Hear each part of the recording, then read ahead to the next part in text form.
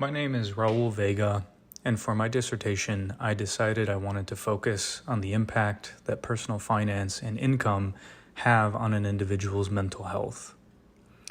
I decided to focus specifically on how an individual's self-esteem, level of anxiety, and level of depression are impacted by one's financial circumstances. At the time of developing my dissertation, this was an area of research I had significant interest in, and our field appears to have limited focus on this topic in empirical studies.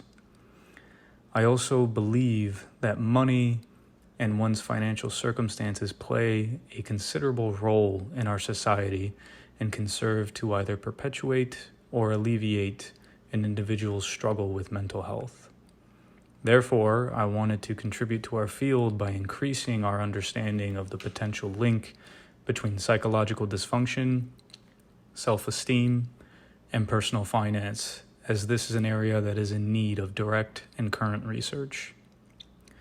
The aim of this study is to clarify the presence of a relationship between these topics, which may ideally lead to alternative approaches in treatment that incorporate financial strain to individual case conceptualizations.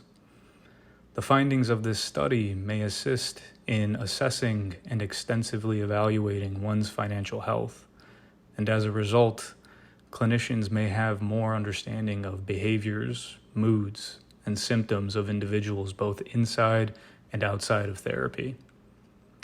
Should this study prove its hypotheses, this would suggest that financial strain and a financial self exists and impacts well-being, self-esteem, and symptoms of anxiety and depression.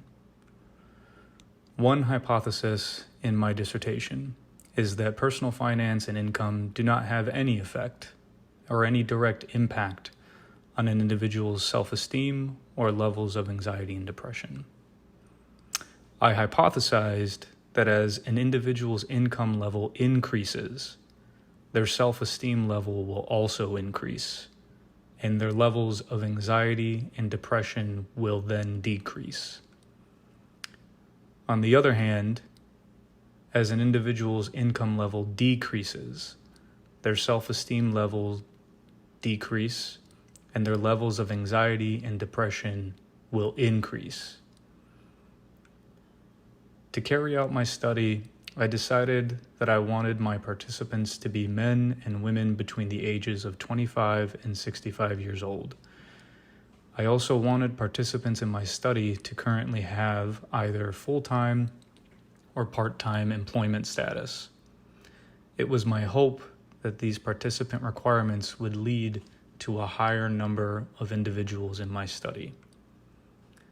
I created an online survey on the website surveymonkey.com that included reliable self-report measures to assess participants' levels of self-esteem, anxiety, and depression.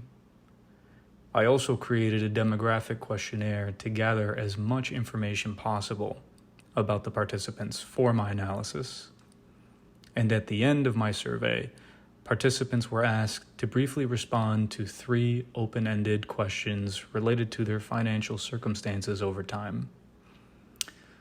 As of now, my results from the data analysis are in the process of interpretation. I will be relying on statistical software named Statistical Package for Social Science, which is also often referred to as SPSS, and I'll be using this to conduct my analyses. In doing so, this will assist in analyzing and understanding how the variables in my study relate to each other. And this will also help to understand how the variables in my study differ across the various participant demographic information. Thank you for taking the time to learn more about my dissertation. It is my hope that my research will contribute to our field in a productive manner.